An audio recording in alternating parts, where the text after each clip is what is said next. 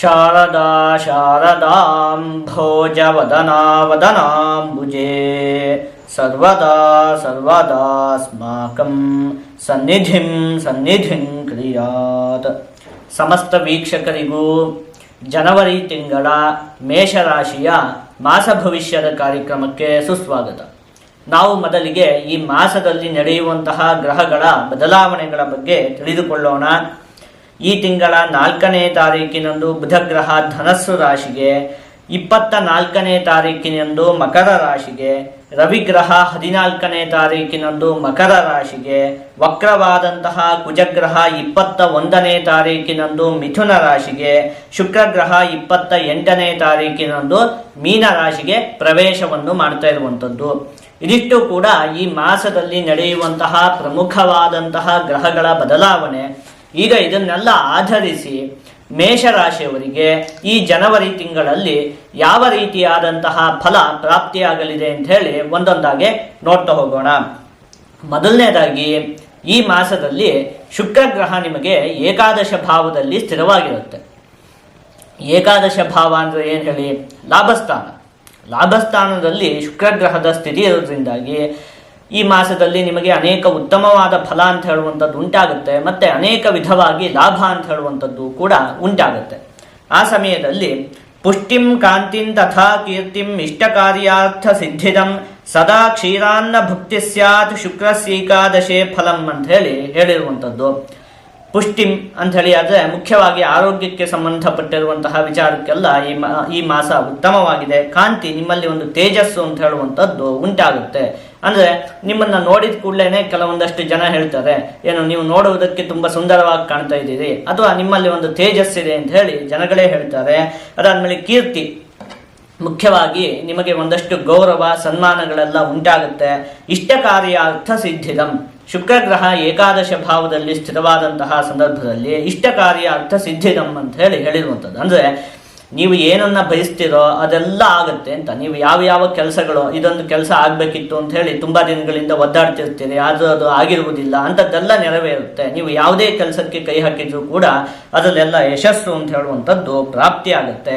ಇನ್ನು ಶುಕ್ರಗ್ರಹ ಏಕಾದಶ ಭಾವದಲ್ಲಿ ಸ್ಥಿರವಾದಂತಹ ಸಂದರ್ಭದಲ್ಲಿ ಭೃಗುರ್ ಲಾಭಗೋ ಲಾಭದೋ ಯಸ್ಯ ಲಗ್ನಾತ್ ಸ್ವರೂಪಂ ಮಹೀ ಪಂಚ ಕುರಿಯಾಚ್ಚ ಸಮ್ಯಕ್ ಲಸತ್ಕೀರ್ತಿ ಸತ್ಯಾನುರಕ್ತಂ ಗುಣಾಢ್ಯಂ ಮಹಾಭೋಗಮೈಶ್ವರ್ಯ ಯುಕ್ತಂ ಸುಶೀಲಂ ಅಂತ ಹೇಳಿರುವಂಥದ್ದು.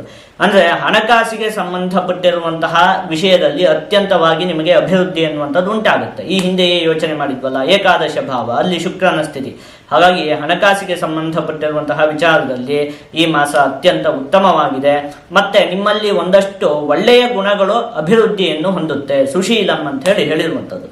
ಅಂದರೆ ಒಂದಷ್ಟು ಒಳ್ಳೆಯ ಗುಣಗಳು, ಬೆಳಿಗ್ಗೆ ಬೇಗ ಏಳುವಂಥದ್ದು ಇರಬಹುದು, ಅಥವಾ ಈ ರೀತಿಯಾಗಿ ನಿಮ್ಮ ದಿನಚರಿಯಲ್ಲಿ ಒಂದಷ್ಟು ಉತ್ತಮವಾದ ಗುಣಗಳನ್ನು ನೀವು ಅಳವಡಿಸಿಕೊಳ್ತೀರಿ. ನಿಮ್ಮ ವ್ಯಕ್ತಿತ್ವ ಅಂತ ಹೇಳುವಂಥದ್ದು ಈ ಮಾಸದಲ್ಲಿ ವಿಕಸನವನ್ನು ಹೊಂದುತ್ತೆ. ಇನ್ನು ರವಿಗ್ರಹ ನಿಮಗೆ ದಶಮ ಭಾವದಲ್ಲಿ ಸ್ಥಿರವಾಗಿರುತ್ತೆ. ಹಾಗಾಗಿ ದಶಮ ಭಾವದಿಂದ ನಾವು ಏನನ್ನ ಯೋಚನೆ ಮಾಡ್ತೀವಿ ಹೇಳಿ? ಉದ್ಯೋಗಕ್ಕೆ ಸಂಬಂಧಪಟ್ಟಿರುವಂತಹ ವಿಚಾರಗಳನ್ನು. ಅಲ್ಲಿ ರವಿಗ್ರಹದ ಸ್ಥಿತಿ ಇರೋದ್ರಿಂದಾಗಿ ಉದ್ಯೋಗಕ್ಕೆ ಸಂಬಂಧಪಟ್ಟಿರುವಂತಹ ವಿಚಾರದಲ್ಲಿಯೂ ಕೂಡ ಈ ಮಾಸ ಅತ್ಯಂತ ಉತ್ತಮವಾಗಿದೆ. ಅಂದರೆ ನಿರುದ್ಯೋಗಿಗಳಾಗಿ ಉದ್ಯೋಗಕ್ಕೆ ಪ್ರಯತ್ನವನ್ನು ಪಡ್ತಾ ಇದ್ರೆ ಅವರಿಗೆಲ್ಲ ಉದ್ಯೋಗ ಪ್ರಾಪ್ತಿಯಾಗುವುದಕ್ಕೆ ಅವಕಾಶ ಇದೆ. ಇನ್ನು ನೀವು ಮಾಡ್ತಾ ಇರುವಂತಹ ಉದ್ಯೋಗದಲ್ಲಿ ಏನಾದರೂ ಸಮಸ್ಯೆಗಳೆಲ್ಲ ಉಂಟಾಗ್ತಿದ್ರೆ ಅದೆಲ್ಲ ಬಗೆಹರಿಯುವುದಕ್ಕೂ ಕೂಡ ಅವಕಾಶ ಇದೆ. ಒಟ್ಟಲ್ಲಿ ಉದ್ಯೋಗದಲ್ಲಿ ಅಭಿವೃದ್ಧಿ ಅನ್ನುವಂಥದ್ದು ಉಂಟಾಗುತ್ತೆ. ಇನ್ನು ಪಿತ್ರಾರ್ಜಿತವಾದ ಆಸ್ತಿಯ ವಿಚಾರದಲ್ಲಿ ಏನಾದರೂ ವಿವಾದಗಳು ಇದ್ದಂತಹ ಪಕ್ಷದಲ್ಲಿ ಅದೆಲ್ಲ ಬಗೆಹರಿಯುವುದಕ್ಕೆ ಈ ಮಾಸದಲ್ಲಿ ಅವಕಾಶ ಇದೆ. ಸರ್ಕಾರಿ ಉದ್ಯೋಗಿಗಳಿಗಂತೂ ಉನ್ನತವಾದ ಸ್ಥಾನಮಾನಗಳು ಪ್ರಾಪ್ತಿಯಾಗುವುದಕ್ಕೆ ಅತ್ಯಂತವಾಗಿ ಅವಕಾಶ ಇದೆ. ಆ ಸಂದರ್ಭದಲ್ಲಿ ಅರ್ಥಸಿದ್ಧಿ ಸದಾರೋಗ್ಯಂ ಬಂಧುಮಿತ್ರ ಸಮಾಗಮ ರಾಜದರ್ಶನ ಸಲ್ಲಾಪೌ ಸುಸೌಖ್ಯಂ ದಶಗೇ ರವೌ ಅಂತ ಹೇಳಿರುವಂಥದ್ದು. ಅರ್ಥಸಿದ್ಧಿ, ಹಣಕಾಸಿಗೆ ಸಂಬಂಧಪಟ್ಟಿರುವಂತಹ ವಿಚಾರದಲ್ಲಿ ಒಂದಷ್ಟು ಉತ್ತಮತೆ ಅಂತ ಹೇಳುವಂಥದ್ದು ಉಂಟಾಗುತ್ತೆ. ಸದಾ ಆರೋಗ್ಯಂ, ಅದೇ ಹೇಳಿದೆ, ಆರೋಗ್ಯಕ್ಕೆ ಸಂಬಂಧಪಟ್ಟಿರುವಂತಹ ವಿಚಾರದಲ್ಲಿ ನೀವು ಈ ಮಾಸದಲ್ಲಿ ಏನು ಕೂಡ ಯೋಚನೆ ಮಾಡುವಂತಹ ಅವಶ್ಯಕತೆ ಇಲ್ಲ. ಬಂಧು ಮಿತ್ರ ಸಮಾಗಮ, ಬಂಧುಗಳ ಮತ್ತೆ ಮಿತ್ರರ ಒಂದು ಭೇಟಿಗಳನ್ನು ಮಾಡ್ತೀರಿ. ಒಟ್ಟಲ್ಲಿ ಅವರ ಜೊತೆಗಿನ ನಿಮ್ಮ ಸಂಬಂಧ ಅಂತ ಹೇಳುವಂಥದ್ದು ಉತ್ತಮಗೊಳ್ಳುತ್ತೆ. ರಾಜದರ್ಶನ ಸಲ್ಲಾಪು, ಒಂದಷ್ಟು ಗಣ್ಯ ವ್ಯಕ್ತಿಗಳ ಪರಿಚಯ ಉಂಟಾಗುತ್ತೆ, ಒಂದಷ್ಟು ಗಣ್ಯ ವ್ಯಕ್ತಿಗಳ ಜೊತೆಗಿನ ಸಂಬಂಧ ಅಂತ ಹೇಳುವಂಥದ್ದು ಉತ್ತಮಗೊಳ್ಳುತ್ತೆ.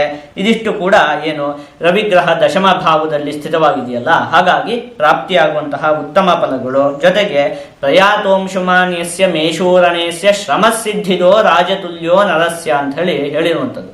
ಮುಖ್ಯವಾಗಿ ರವಿಗ್ರಹ ದಶಮ ಭಾವದಲ್ಲಿ ಸ್ಥಿತವಾಗಿರೋದ್ರಿಂದಾಗಿ ಶ್ರಮಸಿದ್ಧಿದ, ನಿಮ್ಮ ಪರಿಶ್ರಮಕ್ಕೆ ಫಲ ಅಂತ ಹೇಳುವಂಥದ್ದು ಪ್ರಾಪ್ತಿಯಾಗುತ್ತೆ.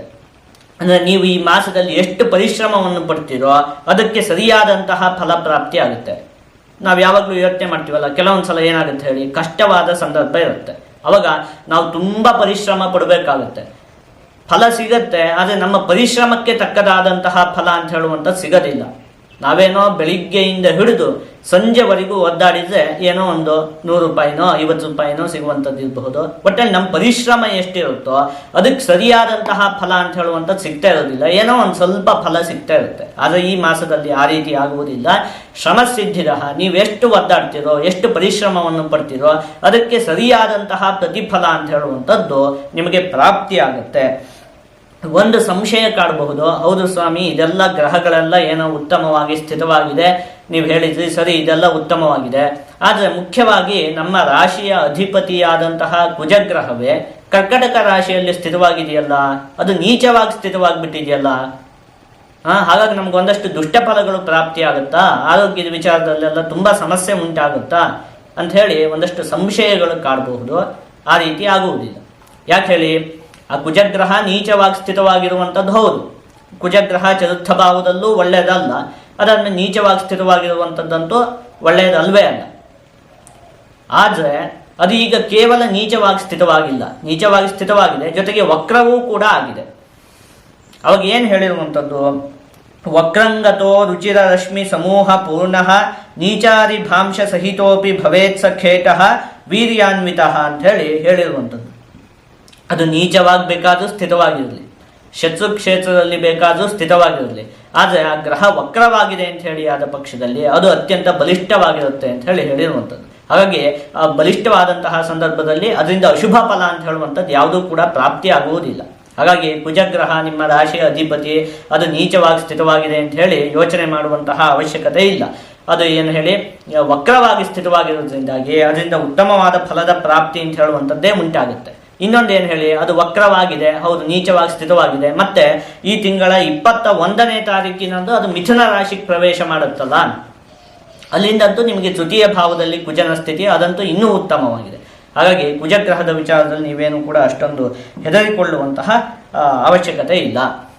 ಇನ್ನು ಈ ಮಾಸ ಹೇಗಿದೆ ಅಂತ ಹೇಳಿ ಅಂದರೆ, ಈ ಹಿಂದೆನೇ ಯೋಚನೆ ಮಾಡಿದ್ವಲ್ಲ, ಶುಕ್ರಗ್ರಹದಿಂದ ನಿಮಗೆ ಮೊದಲಿಂದಲೇ ಒಂದಷ್ಟು ಶುಭ ಫಲದ ಪ್ರಾಪ್ತಿ ಉಂಟಾಗ್ತಿರುತ್ತೆ ಒಂದು ಸ್ವಲ್ಪ ಮಟ್ಟಿಗೆ, ಆಯಿತಾ.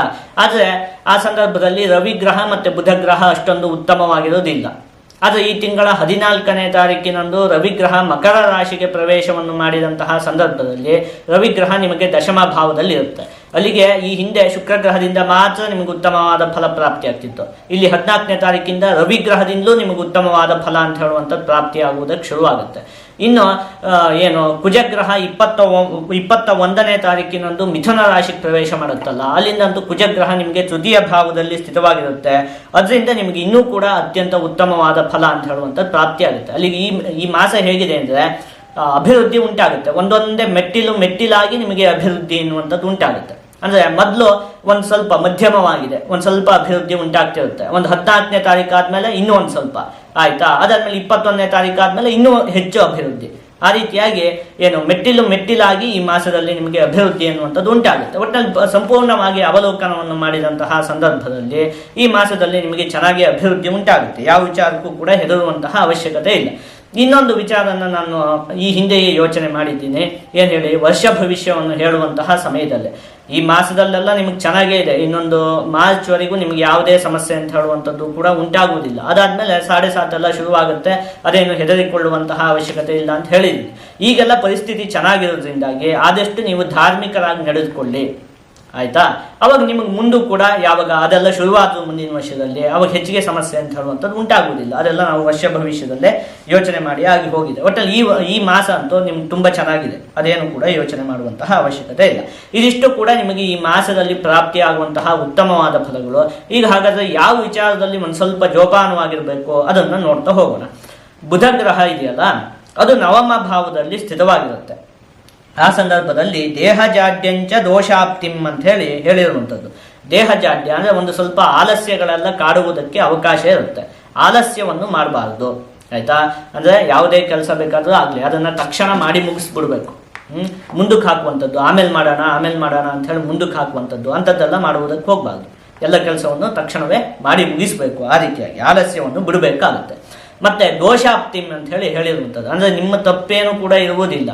ಆದರೂ ಕೂಡ ಸುಮ್ಮನೆ ಒಂದಷ್ಟು ಜನಗಳು ನಿಮ್ಮ ಮೇಲೆ ಏನೋ ಒಂದಷ್ಟು ಅಪವಾದಗಳನ್ನು ಹಾಕುವುದಕ್ಕೆ ಪ್ರಯತ್ನ ಮಾಡುವಂಥದ್ದು ಇಂಥದ್ದೆಲ್ಲ ನಡೆಯುವುದಕ್ಕೆ ಅವಕಾಶ ಇದೆ.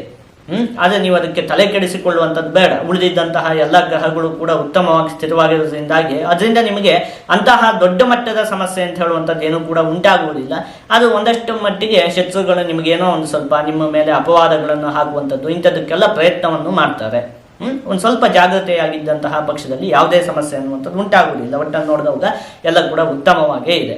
ಈಗ ನಾವು ಇದನ್ನೆಲ್ಲ ಒಟ್ಟುಗೂಡಿಸಿ ಒಂದೊಂದೇ ವಿಚಾರದಲ್ಲಿ ಈ ಮಾಸದಲ್ಲಿ ನಿಮಗೆ ಯಾವ ರೀತಿಯಾದಂತಹ ಫಲ ಪ್ರಾಪ್ತಿಯಾಗಲಿದೆ ಅಂತ ಹೇಳಿ ನೋಡ್ತಾ ಹೋಗೋಣ.